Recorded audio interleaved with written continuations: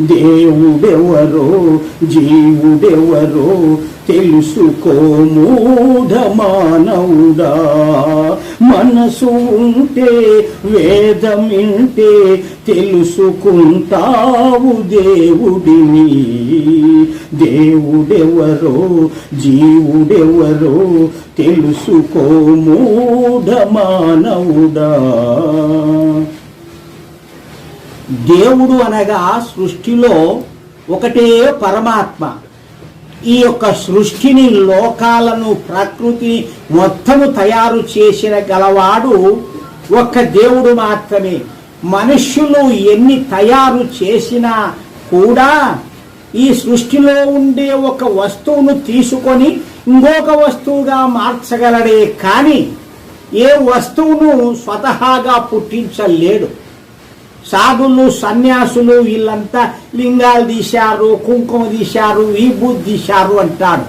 ఎక్కడో ఒకటి వాడి యొక్క పెద్ద పెద్ద చొక్కాలు దొరుకుంటాడు, పెట్టుకుంటాడు, ఇట్లని ఇస్తాడు అంతే తప్ప అదే నిజంగా ఈ మూర్ఖులైనటువంటి మానవులు ఒకరు గుమ్మడికాయ అడగండి వాడు ఇస్తాడేమో, వాడి అబ్బతరం గుడి కాదు.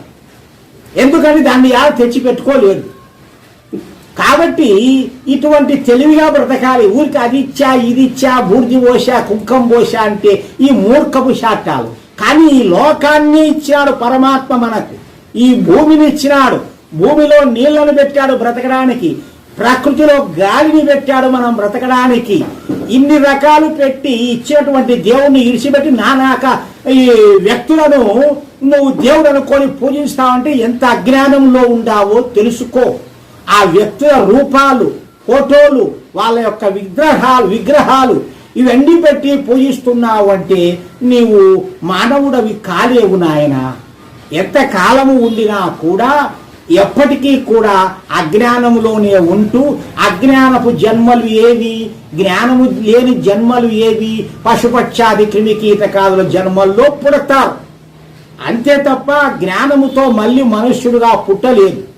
కాబట్టి మళ్ళీ మనిషిగా జ్ఞానముతో పుట్టాలి అంటే ఈ జన్మలో జ్ఞానం పెంచుకోవాలి. జ్ఞానం ఎక్కడ రావాలి అంటే వేదము నుండే వస్తుంది. ఆ వేదములు ఆశ్రయించాలి. వేదాన్ని ఎలా తెలుసుకోవాలంటే ముందుగా కొంచెం వరకు భగవద్గీత చదువుకుంటే వేదం గురించి కొన్ని తెలుస్తాయి. హిందువుల గ్రంథం భగవద్గీత అంటారు. ఎవడన్నా భగవద్గీత గురించి తెలుసుకుంటున్నాడా? ఈ యొక్క భగవద్గీతను చదివి యజ్ఞాలు చేస్తున్నాడా? ఏది తెలియదు. కానీ